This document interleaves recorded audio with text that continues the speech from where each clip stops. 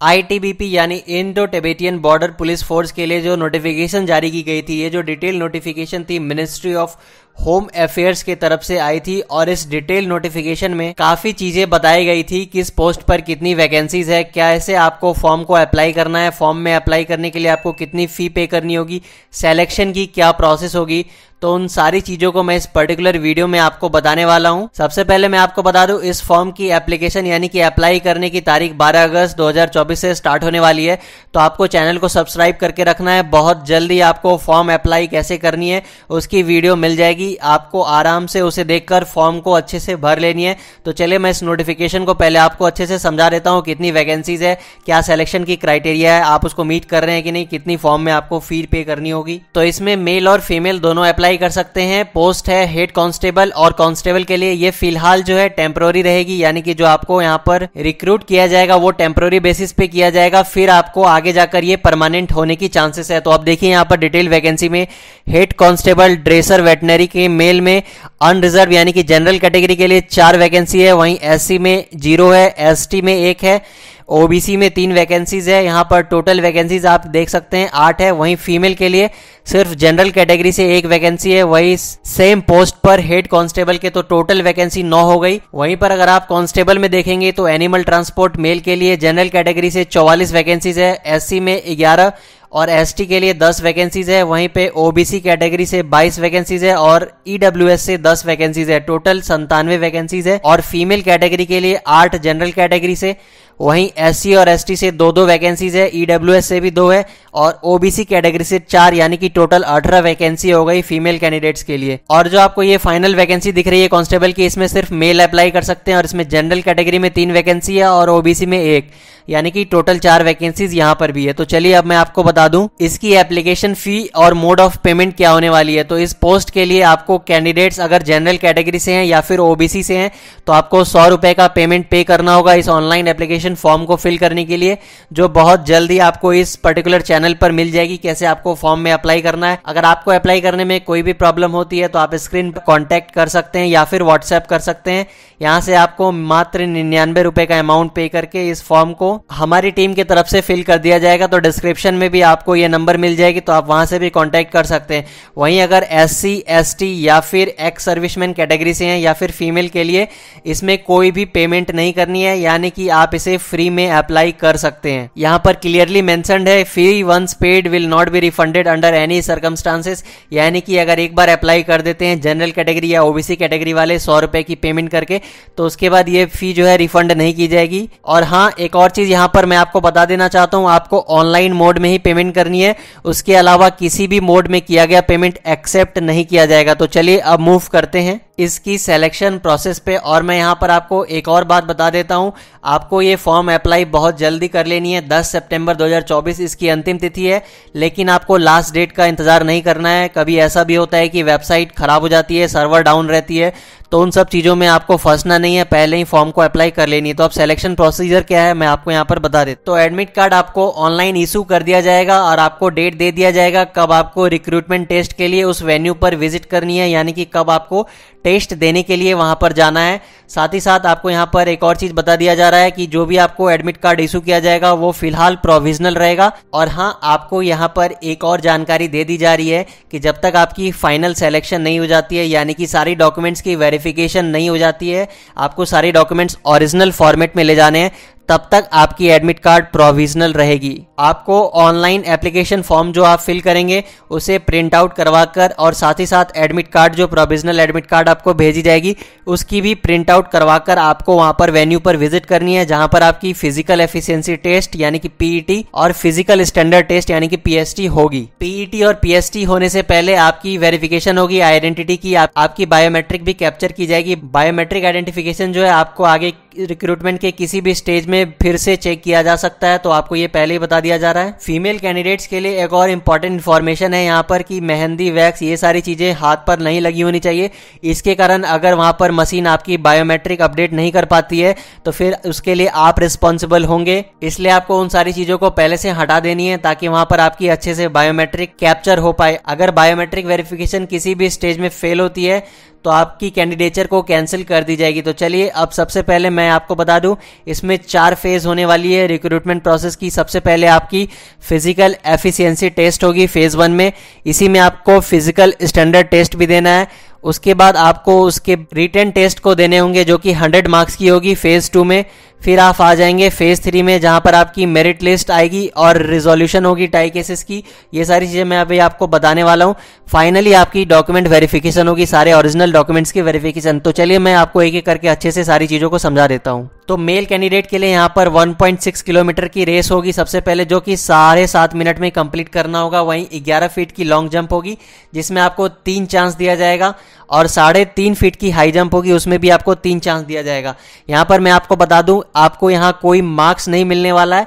ये जो physical test है आपको सिर्फ इसे पास करना है, यानी कि आपको 3 चांस जो दिया जाएगा, आपको किसी एक चांस में उस 11 फीट लॉन्ग जंप को कर लेनी है। उसी तरह से आपको 7.5 मिनट के अंदर ये 1.6 किलोमीटर की रेस को कंप्लीट कर लेनी है। वहीं अगर आप फीमेल कैंडिडेट हैं तो आपको 800 मीटर की रेस 4 मिनट 45 सेकंड में कंप्लीट करनी है। 9 फीट की लॉन्ग जंप करनी है, इसमें भी आपको 3 चांस दिया जाएगा। और 3 फीट की हाई जंप करनी है, इसमें भी आपको 3 चांस प्रोवाइड की जाएगी। अगर आप पहले चांस में इसे पास कर लेते हैं तो फिर आपको आगे 2 चांस और करने की जरूरत नहीं होगी। यहाँ पर मैंने आपको पहले ही बता दिया कि आपको कोई मार्क्स नहीं मिलने वाली, आपको बस इसे पास करना है। अगर कोई क्वालिफाई नहीं कर पाते, यानी कि अगर आप 7.5 मिनट में 1.6 किलोमीटर रन नहीं कर पा रहे हैं तो आप वहां से डिस्क्वालीफाई हो जाएंगे, फिर आपको आगे की प्रोसेस से बाहर कर दी जाएगी। रिपोर्टिंग के टाइम फीमेल कैंडिडेट को एक सेल्फ डिक्लेरेशन देनी है कि उनकी प्रेगनेंसी स्टेटस क्या है। अगर उनकी प्रेगनेंसी स्टेटस नो रहती है, यानी कि अगर वो प्रेग्नेंट नहीं है, तभी उन्हें अलाउ किया जाएगा वहां पर पीईटी और पीएसटी देने के लिए।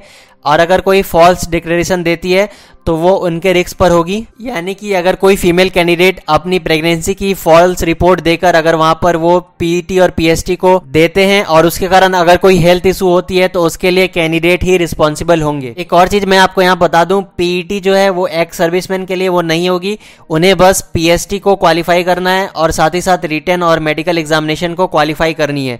यानी कि अगर आप एक्स सर्विसमैन है तो आपको पीईटी, ये जो फिजिकल एफिशिएंसी टेस्ट थी, ये आपको नहीं देनी है। एक और चीज यहाँ पर बताई गई है कि अगर फीमेल की प्रेगनेंसी 12 हफ्ते से अधिक की है तो वो फिलहाल उसे डिस्क्वालीफाई कर दिया जाएगा, लेकिन हाँ बाद में उसे फिर से री एग्जामिन करके फिजिकल एफिशिएंसी टेस्ट देने दिया जाएगा। अब देखिए फिजिकल स्टैंडर्ड टेस्ट में क्या है और कैसे क्या करनी है। जो कैंडिडेट फिजिकल एफिशिएंसी टेस्ट यानी कि पीईटी को पास कर लेते हैं, वो पीईटी को पास करने के बाद पीएसटी में आ जाएंगे, यानी कि फिजिकल स्टैंडर्ड टेस्ट, और यहाँ पर उनकी हाइट की, चेस्ट की और वेट की मेजरमेंट की जाएगी। और जो भी कैंडिडेट फिजिकल मेजरमेंट को क्वालिफाई नहीं करते हैं, यानी कि अगर वो रिक्वायर्ड क्राइटेरिया को मीट नहीं करते हैं, तो वो वहां से डिस्क्वालीफाई हो जाएंगे, यानी कि वो not qualified in physical standard. अगर कोई कैंडिडेट फिजिकल स्टैंडर्ड टेस्ट में डिस्क्वालीफाई हो जाते हैं तो वो प्रिसाइडिंग ऑफिसर को रिटन अपील डालकर एक बार फिर से रीमेजरमेंट करवा सकते हैं। वो उन्हें ये चीज सेम डे उसी दिन करनी है और प्रिसाइडिंग ऑफिसर की ही डिसीजन फाइनल डिसीजन होगी, उसके बाद कोई भी अपील आप दोबारा नहीं डाल सकते हैं। फीमेल कैंडिडेट की मेजरमेंट फीमेल स्टाफ ही लेंगी और चेस्ट मेजरमेंट फीमेल कैंडिडेट की नहीं ली जाएगी। अंडरवेट और ओवरवेट कैंडिडेट को अलाउ कर दिया जाएगा नेक्स्ट स्टेज में, रिक्रूटमेंट के नेक्स्ट प्रोसेस में, लेकिन हाँ अंडरवेट और ओवरवेट वालों की फाइनल डिसीजन जो है डिटेल मेडिकल एग्जामिनेशन के टाइम होगी। जब उनकी डेट दी जाएगी डिटेल मेडिकल एग्जामिनेशन के लिए तो उस दिन उनकी क्या वेट रहती है उसके अकॉर्डिंग फाइनल डिसीजन लिया जाएगा। अगर ऐसा लगता है कैंडिडेट को कि वो सेटिस्फाइड नहीं है मेजरमेंट से तो वो एक बार प्रिसाइडिंग ऑफिसर को जाकर अपील कर सकते हैं। उस केस में प्रिसाइडिंग ऑफिसर अपने से आकर टेस्ट लेंगे और वही टेस्ट फिर फाइनल होगी, उसके बाद दोबारा कोई अपील नहीं किया जा सकता है।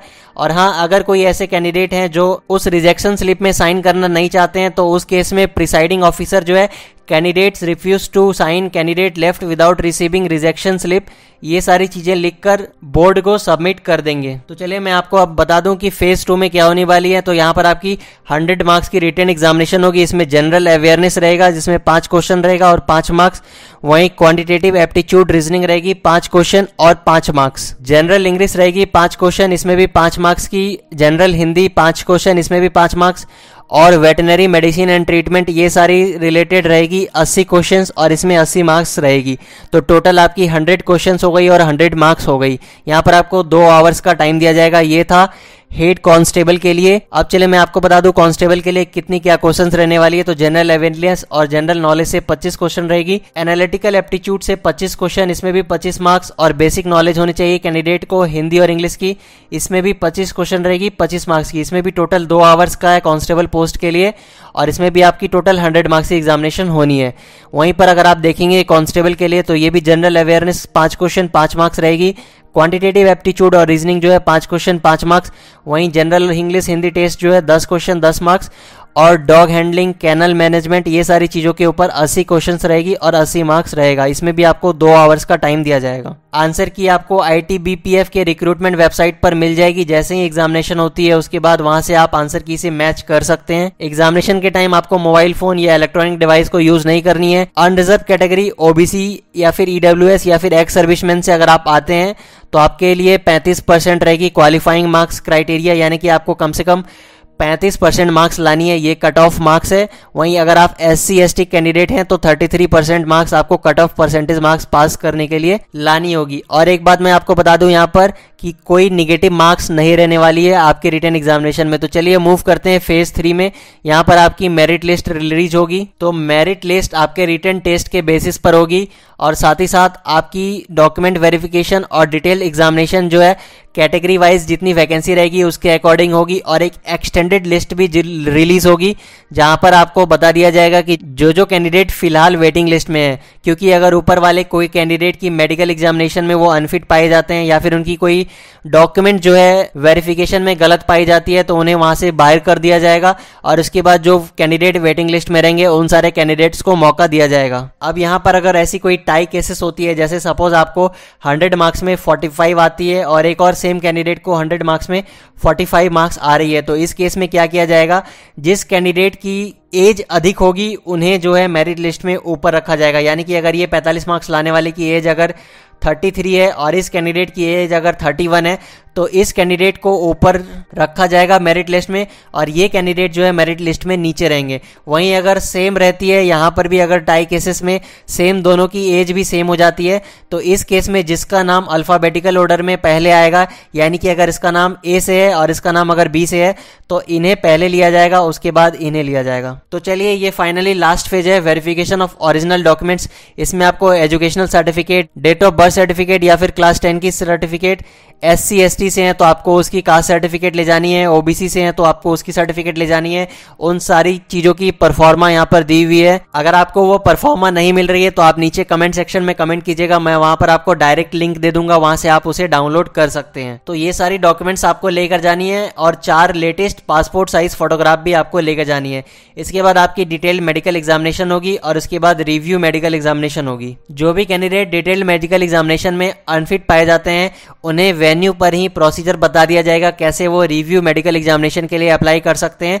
तो कैंडिडेट को वहां पर उन चीजों पर ध्यान देनी है। तो इन सारी चीजों के बाद फाइनली आपकी रिक्रूटमेंट प्रोसेस कंप्लीट होगी। तो आई होप इस वीडियो से आपको काफी इंफॉर्मेशन मिला होगा ITBPF के बारे में। तो अगर आप भी इस पोस्ट के लिए अप्लाई करना चाहते हैं तो बहुत जल्दी आपको इसके ऊपर डिटेल्ड फॉर्म फिलिंग की वीडियो मिल जाएगी, आप वहां से उसे अप्लाई कर सकते हैं। अगर आपको ये वीडियो अच्छी लगी तो आप इस वीडियो को एक लाइक कर दीजिए, साथ ही आप इस चैनल को सब्सक्राइब कर लीजिए ताकि आपको अगली आने वाली वैकेंसीज और नोटिफिकेशन से रिलेटेड अपडेट मिलता रहे।